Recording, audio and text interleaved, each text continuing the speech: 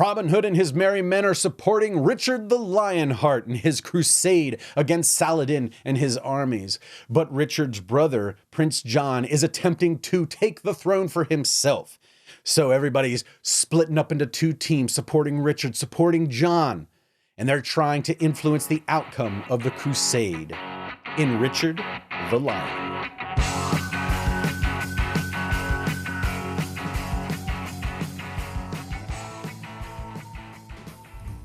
In Richard the Lionheart, players are divided into two teams, those who support King Richard and those who support his brother John Lackland. Players are attempting to influence the outcome of Richard's war against Saladin's armies.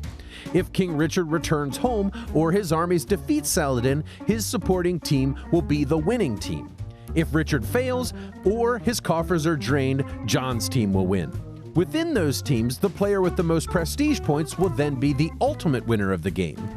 This is all done by influencing the progress of the Crusade tracks. You influence these tracks by collecting and playing cards that correspond to each of those tracks.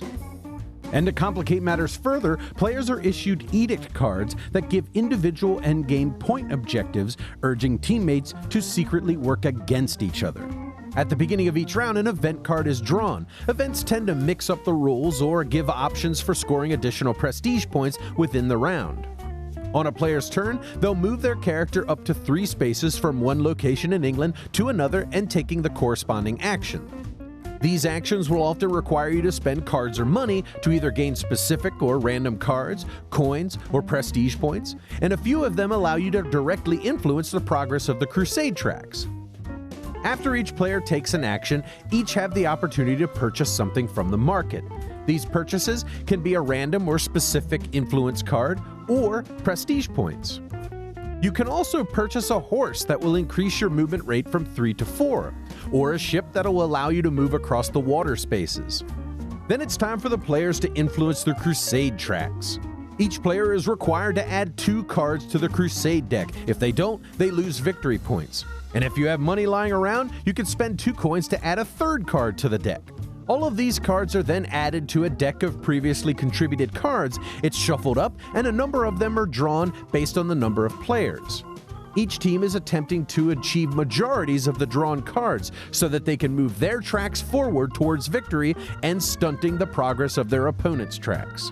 Once any one of these tracks reaches their final space, the game will be over, and the team with the track that completed will be the winning team. The player within that team with the most prestige points will be the ultimate winner of Richard the Lionheart.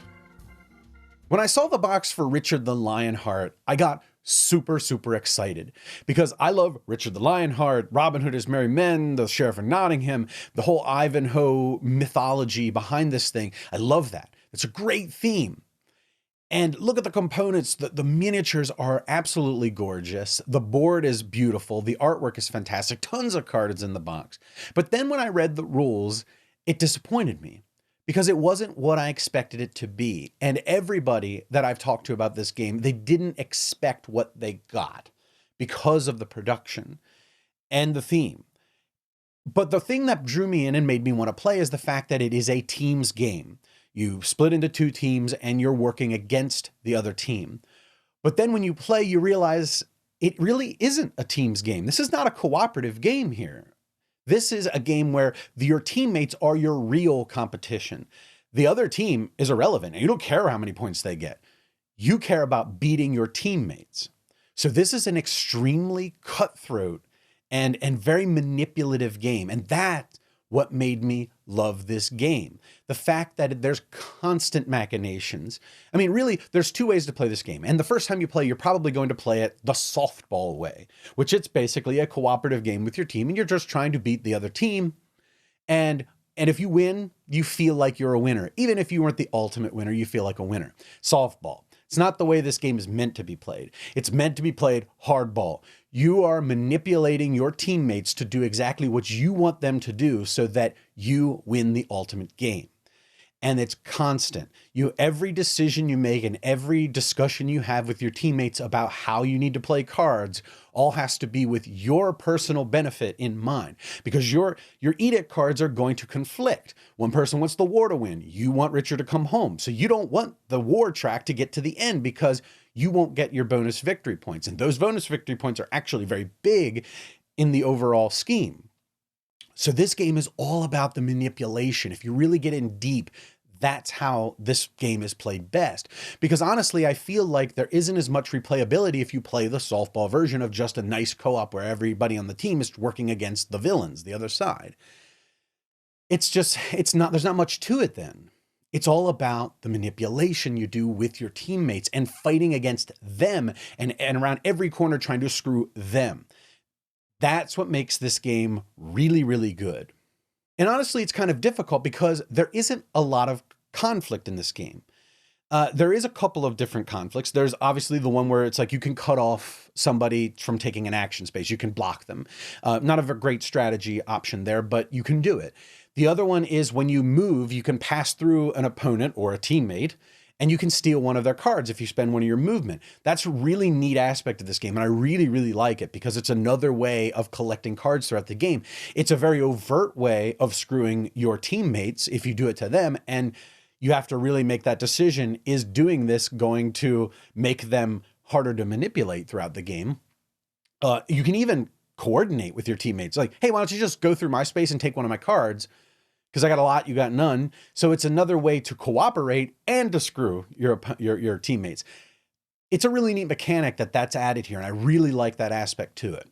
Now, what I would really like to see is an expansion for this game. I think an expansion could bring out a little bit more to this game, because one of the things that I've felt throughout playing it, though I really like it, and I like what it's doing in the manipulation and the table talk, I feel like I just need a little more. Throughout everything in the game, I was like, wow, that's really cool what they're doing there. But I want more. I want a little more complexity. I want a couple of more options maybe on my turn. And an expansion would do that. I mean, if they gave an expansion that had, one of those that have 4 modular pieces, you can add as few or as many as you want. I think that would be perfect for this one to add a layer of complexity to sort of fatten this game up a little bit. Because it depends on the type of player you are, whether you're going to get a lot of replayability out of this one. So I'm looking forward to an expansion if one's coming down the line. I hope there is. Now, thematically, I'm disappointed. There's not a whole lot of theme here. Obviously, you have the artwork and things as far as theme goes and the cool miniatures and that kind of stuff. But I mean, even like on the event cards, there's no text on the event cards that describes what the event even is. There's no title that says this thing happened and that's why these mechanics are now at play during the round. And that makes me sad. I mean, it's just mechanics. That's all it is. And now, is that a deal breaker for this game? Absolutely not. The game's fun anyway.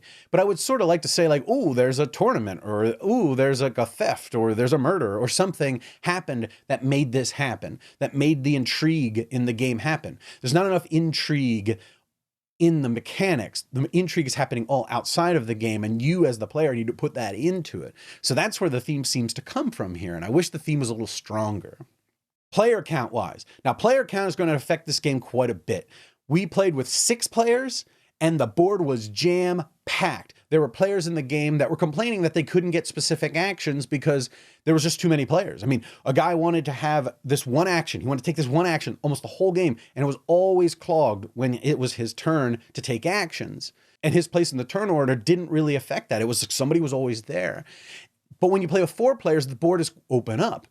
But I think it changes the dynamic of the game somewhat too, because you have horses and you have ships that you can buy that affect your movement, that increase your movement rate, or it lets you move across those river spaces.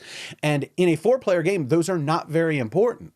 In a 6-player game, they're like gold, because you need to be able to get across the board to even be able to take actions, because there's so many people clogging everything up. So I think player count really changes things a lot. 6 players is more fun for the out-of-game manipulation and table talk and teamwork, but I think 4 players is better for freedom of action and kind of, playing up strategies without having to get those extra upgrades to be able to take actions.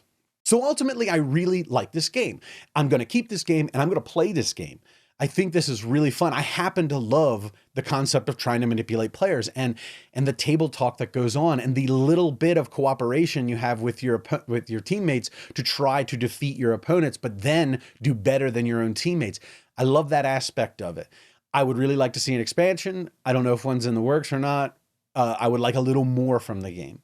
And I don't think this game's going to be for everybody because the simple cooperative version is just not that fun. I mean, it's fun, but you're not going to get many plays out of the box. You have to really dig in deeper and start to work to win to make this game fun.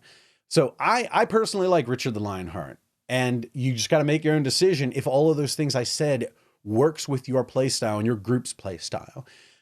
But you can't argue that the components are beautiful and the game is just well produced, which is actually maybe another negative point. This thing kind of woefully overproduced. I mean, there's tons of cool stuff in there, and the MSRP is $70. That might be cost prohibitive to some people. And with a game like this, I think a lot of people are going to have trouble deciding to invest in the game. So what I recommend is you try before you buy. And if you really like the game and you're willing to shell that money out for beautiful components and a really good game, cool. But I wish it was a little cheaper. It might be prohibitive to some people.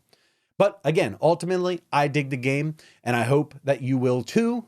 Richard the Lionheart. Thanks so much for joining me for my review of Richard the Lionheart. If you love board games, card games, miniatures games, and role-playing games, please check out our audio podcast, The Secret Cabal Gaming Podcast. You can find it on thesecretcabal.com or on iTunes. And also, while you're here, do me a quick favor, subscribe to the channel. It'll alert you when there's new videos posted, all sorts of good stuff. And until next time, have a good one.